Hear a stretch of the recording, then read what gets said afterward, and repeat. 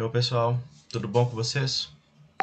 Então, essa semana a gente vai falar um pouco sobre a elaboração de relatórios científicos, né? E a parte que me ficou responsável foi para falar um pouco sobre introdução, resumo, título, objetivos, hipóteses e metodologia. Tá? Primeira coisa, a gente tem que entender o que é um relatório científico. Um relatório científico, ele é um documento, de acordo com a BNT, né, que é a Associação Brasileira de Normas Técnicas, é um documento que descreve formalmente o progresso ou resultado da pesquisa científica ou técnica. Os resultados eles podem ser parciais ou finais. Normalmente, sempre no mestrado ou doutorado, a gente passa por essa situação. A gente tem que fazer relatórios tanto parciais quanto finais e entregar para as empresas de fomento que estão vinculadas com as suas bolsas, né? Com as nossas bolsas, no caso. Eu passei por isso também. E aí a gente descreve com minúcias de forma que facilite o entendimento da empresa de fomento dentro daquilo que você está desenvolvendo. Então, o que a gente está tentando ensinar aqui, na verdade, é algo que vocês vão praticar para a vida de vocês. Tá? Ah, mas eu não quero fazer mestrado, doutorado. Uai, um relatório técnico você entrega para uma empresa que está pagando por um determinado serviço, empresa de consultoria, por exemplo. Ah, eu vou fazer um levantamento de mamíferos para falar sobre EIA-RIMA, estudos de impacto ambiental, para a construção de uma determinada rodovia. Tem que ter relatório. Então, todos os passos que a gente vai ter aqui são passos comuns. Tá? A gente vai chegar em detalhamento mais para frente. Tá? Vamos lá. Aqui estão todos os possíveis tópicos, mas vocês devem estar estranhando que eu não coloquei a introdução lá no início ou o título no início, mas é porque eu quero dar uma noção para vocês um pouco sobre metodologia científica, que dentro das aulas que eu tive e dentro daquilo que eu aprendi estudando sobre metodologia científica, resumo, título, introdução são as últimas coisas que vocês vão fazer ou no artigo ou no relatório. Porque acaba que, dependendo do teu objetivo, dependendo da tua metodologia e dependendo daquilo que você encontrar, o rumo da tua introdução ele pode mudar totalmente. Então não adianta você escrever uma introdução logo de início, propor um título logo de início, sendo que você não tem a parte principal do teu trabalho bem encorpada. Então vamos por partes. Eu vou falar aqui com vocês primeiro sobre o objetivo, depois sobre hipóteses, seguindo para métodos. Depois eu vou pular lá para a introdução, tá? Sendo que os resultados e a discussão, que é numa próxima aula que a Lívia vai falar para vocês. Essas partes elas vêm antes ainda da introdução, depois eu vou entrar na introdução, o título, resumo e referência, e aí a parte final com relação àquilo que a Lívia vai falar para vocês, beleza? Então, vamos lá. Objetivo. O objetivo de toda pesquisa ou trabalho técnico é motivada por uma pergunta a ser respondida diante do evento natural. Então, vamos supor que eu estou aqui no meio de uma floresta e eu estou percebendo que tem uma determinada planta que tem um caule muito mais espesso, mais grosso, com um diâmetro muito maior do que em relação a outras árvores. Então eu fico imaginando, será que essa árvore ela capta mais carbono do que as outras? Será que ela tem uma maior capacidade de fixação de carbono? Ou seja, talvez se eu tivesse mais dessas plantas, eu poderia criar um estoque de carbono muito maior. Eu poderia diminuir problemas, por exemplo, como o aquecimento global, aumentando o número de monoculturas dessa planta. Não sei. Outra situação, eu posso estar lá no meio da minha floresta e perceber, por exemplo, que alguns animais eles estão predando outros, o que é considerado como comum. Mas eu percebo, às vezes, que um mamífero está comendo um animal que é considerado como venenoso. Um sapinho daqueles bem amarelados ou avermelhados que tem essa coloração de defesa. Opa, peraí, esse mamífero, para comer esse animal e não morrer, ele deve ter algum tipo de mecanismo fisiológico para que ele suporte o veneno ou ele, de certa forma, neutralize esse veneno. Então, são perguntas que a gente obtém analisando a vida selvagem, tá? Analisando o ambiente de uma forma geral. Tá? Agora, mas Felipe, fui contratado por uma empresa de consultoria para fazer o levantamento de vertebrados para ver sobre essa questão da influência deles na construção de uma rodovia. No caso, a construção da rodovia influenciando eles. Você já tem a sua pergunta pronta, sabe? Qual que é a diversidade de mamíferos daquela região? Qual que é a diversidade de vertebrados daquela região? Então, a pergunta já está pronta. Então, o objetivo, pessoal, entendam que ele é motivado por uma pergunta. Tá? Sempre tem uma pergunta atrás. Agora, o próximo passo é você transformar essa pergunta no objetivo. Igual está aqui, ó, no slide anterior. Deixa eu voltar aqui. Eita, aqui, ó. Eu coloquei duas possíveis perguntas relacionadas a essas duas figuras. Quantos e quais animais vivem nessa floresta? Por que a floresta 1 é mais produtiva que a floresta 2? São duas perguntas. Na sequência, eu transformei isso no objetivo. Na minha primeira pergunta, que era para descobrir quantos e quais animais, eu vou lá apresentar, descrever e discutir os animais que existem nessa floresta. Óbvio que está bem simplificado isso daqui, tá, pessoal? Só para demonstrar como é que vocês vão construir o objetivo de vocês baseado numa pergunta inicial que vocês analisaram dentro da natureza ou que foi apresentada para vocês fazerem um determinado trabalho. E na pergunta 2 aqui, ó, da floresta, ó, comparar a produtividade da floresta 1 com a floresta 2. É relativamente simples vocês fazerem isso, tá?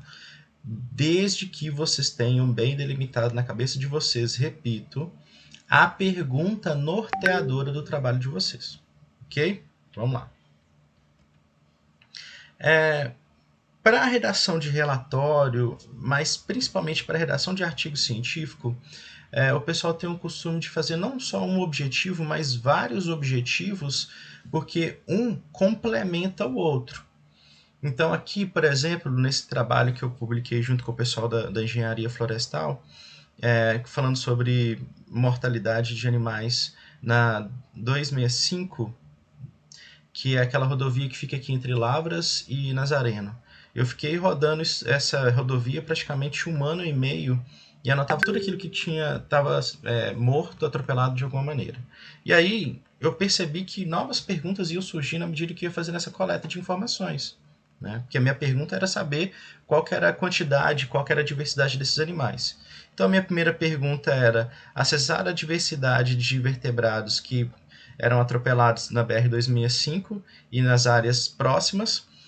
Analisar o meu segundo objetivo, analisar as variações sazonais dos atropelamentos, né, para saber se no verão atropelava mais em relação ao inverno. Meu terceiro objetivo, comparar as taxas de atropelamento em áreas asfaltadas e não asfaltadas, tendo em vista que parte da área que eu percorri para desenvolver meu doutorado eram áreas a estrada era terra batida, então eu comparei um com o outro, a gente encontrou resultados interessantes. E, por fim, fazer sugestões de práticas conservacionistas para essa área de estudo. Óbvio, se eu estou obtendo uma informação e eu posso melhorar a condição desses animais para aquela região, por que não sugerir algumas situações? Então, assim, foram 4 objetivos. Uma coisa foi puxando a outra, sabe? Da mesma maneira, esse outro trabalho aqui que eu publiquei junto também, que foi o meu primeiro artigo da minha tese, que eu fiz uma coleta de árvores em 24 fragmentos considerados como pequenos, numa região ecotonal aí da Mata Atlântica, né, e Cerrado.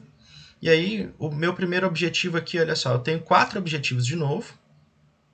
O primeiro é demonstrar e analisar a importância da diversidade, enfatizando riqueza, abundância, composição e estrutura. Esses 4 conceitos vocês devem ter visto com a Lívia nas aulas de princípios básicos.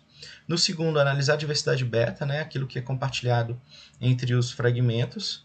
Terceiro, analisar a funcionalidade através da descrição de guildas. Eu tenho muito anemocórico, eu tenho muito zoocórico, não sei. Eu sei porque eu conheço o trabalho, mas na época que eu propus o projeto eu não tinha essa noção. E, por fim, integrar todas essas categorias e apresentar algumas informações, né, para decisão, para tomada de decisão para aquela área, porque eu encontrei, por exemplo, que Nesses pequenos fragmentos eu tinha indivíduos arbóreos, tanto de Mata Atlântica quanto de Cerrado, os dois misturados. Isso tem uma relação direta com o efeito de borda. E esse efeito de borda, como os fragmentos, eles praticamente, a maior parte deles era todo borda, porque eles são fragmentos muito pequenos, menores que 50 hectares, eles tinham uma diversidade acima do normal. Então a gente precisa conservar de alguma maneira isso também. Tá? E não só simplesmente pegar, é pequeno fragmento, vamos cortar tudo. Não, não é bem assim. Tá, então saímos da parte dos objetivos. Lembrando, o objetivo primeiro, pergunta.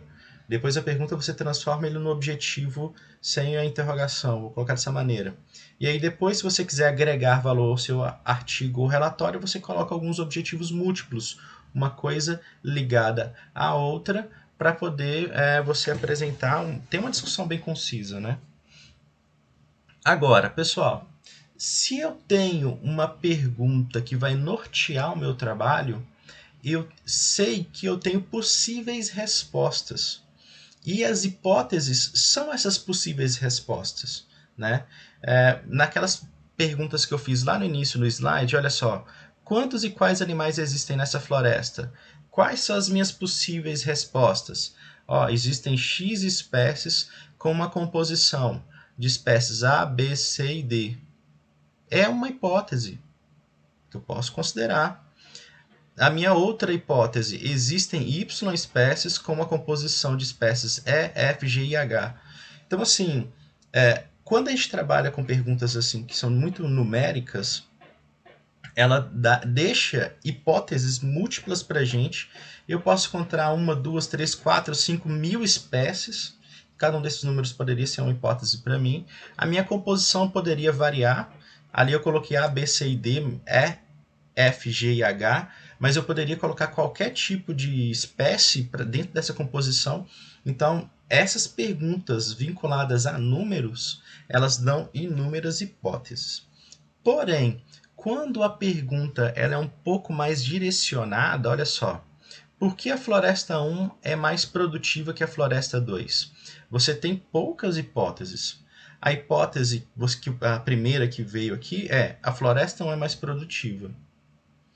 A segunda hipótese é a floresta 2 é mais produtiva. Mas eu posso encontrar também, por exemplo, que a floresta 1 e 2 são produtivas na mesma proporção. Elas são similares na sua produtividade. É uma outra hipótese também, tá, pessoal? Então, assim, resumindo, o que é hipótese? São as possíveis respostas. Ah, professor, mas então como é que eu vou apresentar isso dentro do meu artigo, do meu relatório? Aí entra uma questão um pouco mais complicada, tá? Entra a questão do H0 e H1. O que é H0 e H1? Basicamente, H0 é a hipótese natural que vai ser colocada à prova, que a gente chama também de hipótese nula, que seria aquela hipótese mais óbvia, aquilo que eu acredito que seja mais interessante. Ou, por exemplo, eu estava no meio da floresta e percebi que a floresta 1 ela tem, por exemplo, um crescimento muito mais acentuado, então a produtividade dela vai ser maior. Então a minha hipótese 1, o H0, a hipótese nula, será que a floresta 1 seria mais produtiva. Né? E aí as outras hipóteses são hipóteses alternativas, e aí eu tenho o H1, né, que é a hipótese alternativa à hipótese colocada à prova, que é esse H0, e aí eu posso ter outras hipóteses alternativas, H2, H3, H4. Particularmente para algumas situações, eu acho interessante vocês apresentarem. Por exemplo, vocês vão fazer parte de uma banca de qualificação de mestrado, uma banca de qualificação de doutorado. No meu caso, eu coloquei essas hipóteses todas para que a banca entendesse que eu tinha uma visão holística do meu trabalho. Inclusive, do meu doutorado, eu achei até interessante que um determinado professor, foi até o professor Júlio Lousada, da Ecologia, aí da UFLA, ele falou assim, Felipe, tem algumas sugestões aqui nessas hipóteses, vamos fazer alguns ajustes, acho que dá para colocar uns fragmentos a mais e aquela coisa toda. Então ele deu uma melhorada nas minhas hipóteses e isso fez com que a minha metodologia modificasse. Então, assim, ter bem delineado na cabeça de vocês as hipóteses vai ajudar nos outros passos, nas outras partes do trabalho de vocês. Tá? Então, vamos lá. Próximo. Metodologia é a forma que será desenvolvida a pesquisa para encontrar a resposta da pergunta proposta no objetivo. Eu tô querendo saber quantos e quais animais existem naquela floresta. Eu tenho que colocar então armadilhas nessa floresta para pegar esses animais. Inclusive, essa foto aqui é de uma apresentação que eu ministrei, uma palestra há um tempo atrás. São armadilhas que eu utilizei para fazer a minha coleta de doutorado e mestrado. Aqui em cima, pessoal, a gente tem a Sherma, que ela, nesse caso aqui, ela estava mais ou menos 1,60 m acima do nível do solo, né? Porque existem alguns animais que eles não ficam no solo, eles ficam nesse extrato da floresta. E nós temos também animais que são basicamente que vivem sob o substrato, sobre a serrapilheira. Então essa segunda armadilha facilitaria a captura desses animais. E sempre no mesmo ponto de coleta eu tenho duas armadilhas, igual tá aí. Né? Só que o meu ponto de coleta, pessoal, vocês têm que tomar cuidado com isso. Não é a minha amostra. A minha amostra, no caso, foi um transecto. No meu mestrado, o meu transecto, na verdade, o meu mestrado ele foi um quadrante de informações, né, de armadilhas. Foram quadrantes de 10 por 10, onde cada ponto eu tinha duas armadilhas. E no meu doutorado eu fiz transectos. Aí eu tinha transectos de 8 pontos amostrais, e em cada ponto eu tinha duas armadilhas. Então, dessa forma, eu respondi a pergunta de quantos e quais animais tinham. Na verdade, nesse ponto nem eram animais, era quantos pequenos mamíferos terrestres tinham para aquela área. Sendo que na minha pergunta no meu mestrado era Chapada das Perdizes, na região limítrofe entre Carrancas e Minduri, né, na parte mais alta da Chapada, um lugar muito bonito, inclusive recomendo a visita de vocês, né? E no meu doutorado eu peguei uma área mais fragmentada, um pouco mais detonada, que foi ali perto da represa de Tutinga, né, entre os municípios de Tutinga e Nazareno. Agora, óbvio, eu não estou pesquisando animais. A minha segunda pergunta está relacionada com produtividade. Então, o que eu tenho que fazer? Eu tenho que fazer lá uma parcela de 10 por 10, uma parcela de 20 por 20, não sei. E aí, todos os indivíduos arbóreos eu tenho que fazer a minha coleta de informações, que nesse caso seria todos os indivíduos arbóreos com CAP de 2,14, de 3, de 10 centímetros de diâmetro, depende da pesquisa que você está propondo. Eu já vi trabalhos dentro da engenharia florestal que o pessoal pegava desde plântulas para ver essa questão de recrutamento até árvores um pouco mais espessas para saber, por exemplo, questões relacionadas à produtividade, enfim, qualquer coisa, entendeu? Agora, por que eu estou mencionando isso? Porque cada pergunta tem uma metodologia distinta. Então vocês têm que tomar muito cuidado com relação a isso. Felipe, então qual que é a melhor maneira de eu definir a minha metodologia? Eu particularmente gosto de sentar com várias pessoas para discutir sobre isso.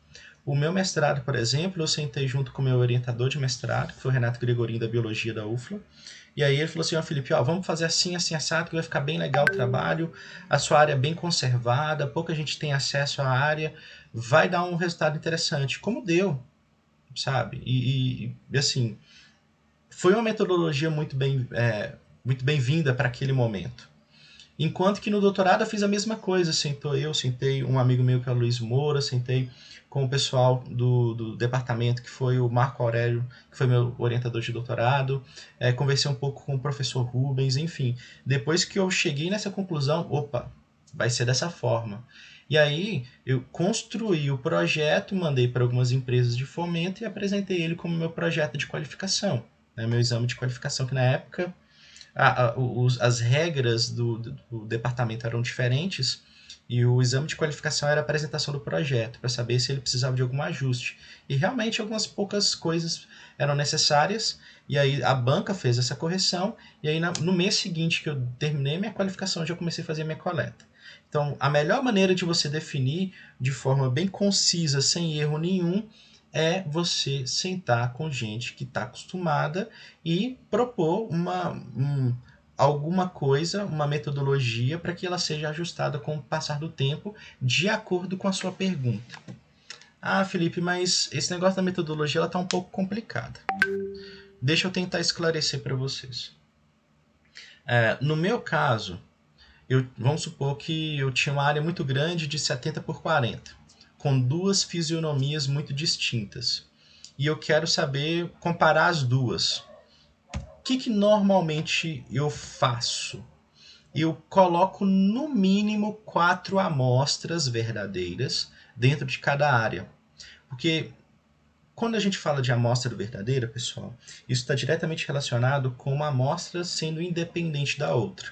Ou seja, a comunidade de bichinhos, de pequenos mamíferos, que são os grupos que eu trabalho, né? Se ele tem uma área de vida muito bem definida, e eu colocar as minhas armadilhas ou meu transecto aqui, eu vou capturar esses indivíduos aqui. Agora, esse par de armadilhas, ou esse transecto, ou esse grid de armadilhas, ele tem que estar numa distância tamanha que não vai capturar nenhum indivíduo dessa área daqui. E aí fica uma questão assim, mas qual que é a distância mínima? Não tem número mágico, tá, pessoal? Alguns trabalhos para mamíferos de médio e grande porte, eles até falam que é de 250 metros e por aí vai. Mas eu já vi trabalhos, por exemplo, que o objetivo é avaliar fragmentos. Então, dentro de um fragmento, você coloca o mais distante possível para evitar você capturar comunidades muito similares, para você ter repetições dentro desse fragmento. Que é o que eu estou fazendo aqui. Ó. Se vocês imaginarem que isso aqui é um fragmento e isso aqui é um outro fragmento, eu tenho 4 pontos relativamente distantes que foram escolhidos de forma aleatória. Tá? E aí, pessoal, por que 4 pontos? É uma questão muito mais estatística. Se vocês pensarem em máxima, mínima e média, 3 pontos seriam razoáveis. Mas para você, por exemplo, construir uma curva igual aquela curva do coletor que a gente fez na aula passada, 3 pontos, na verdade, vão ficar uma reta. Então, para você ter uma curva mais suave, quanto maior o número de amostras, melhor, tá, pessoal? Mas se você tem um recurso reduzido, como eu tive para as minhas coletas, na verdade, eu fiz até uma loucura, né? Eu gastei dinheiro pessoal para poder desenvolver meu projeto de doutorado. E aí eu acabei aumentando para 24 fragmentos, 3 tipos de armadilhas em cada fragmento, enfim. E aí ficou um negócio, assim, muito colossal para o recurso que eu tinha. Mas deu certo, graças a Deus. Acumulei dívida, mas deu certo. Mas, do ponto de vista matemático, 4 já seria um número razoável. 5 melhor ainda. Tá? Então, não é um número mágico, é um número para você ter máxima, mínima, média, para você poder construir uma curva que pode sair de uma tendência, porque se você tem 3 pontos, você tem algo mais ou menos tendencioso. Esse quarto ponto ele pode gerar uma curva um pouco mais suave, ou uma curva mais acentuada, tudo depende daquilo que você vai encontrar nesse ambiente. E aqui eu coloquei 4 pontos aqui, 4 pontos aqui, pronto. Eu tenho como descrever a composição aqui dessa primeira área, eu tenho como descrever a composição da segunda área, e eu tenho como comparar as duas áreas, tá? Tendo em vista que a metodologia feita em cada ponto amostral, ela tem que ser a mesma, tá, pessoal? Eu não assisti a aula da Lívia, mas, por exemplo, para você falar sobre índice de Shannon, acho que até comentei na outra aula, não é interessante você pegar uma metodologia igual essa que está aqui que eu estou apresentando para vocês e comparar com a metodologia lá da Amazônia. Supondo que a galera lá tenha muito mais grana para desenvolver os projetos e eles tenham muito mais parcelas, muito mais pontos de coleta de pequenos mamíferos. Então, assim, esses índices eles têm que ser próprios para o teu trabalho. Então, aqui, como eu tenho metodologias similares de coleta, números amostrais iguais, o mesmo esforço de coleta, aí sim eu poderia fazer um índice de Shannon aqui, um índice de Shannon para cá, equitabilidade de um lado com o outro, eu poderia fazer as curvas igual eu mostrei na aula de vocês, eu poderia achar os estimadores de riqueza, eu poderia ver isso tudo. Tá? Então, assim, é só uma dica para vocês entenderem a padronização da coleta. Ah, professor, mas como é que eu posso fazer isso dentro de uma... eu estou querendo avaliar se algumas plantas dentro de um milharal elas estão com uma qualidade boa de espiga. Faz uma amostra, você tem que o milharal 1, milharal 2, você pega alguns pontos aqui, algumas plantas escolhidas de forma randomizada, aleatória, e aí dentro disso você pode avaliar o tamanho da espiga, número de grãos, enfim, dá para ver tanta coisa aqui que desde que você tenha essa coleta padronizada. E essa padronização que você tem que ter em mente, apresenta para um grupo de pessoas e depois vocês vão ter aí uma discussão bem interessante, uma discussão técnica científica que vai enriquecer muito o know-how de vocês, para a vida de vocês, né?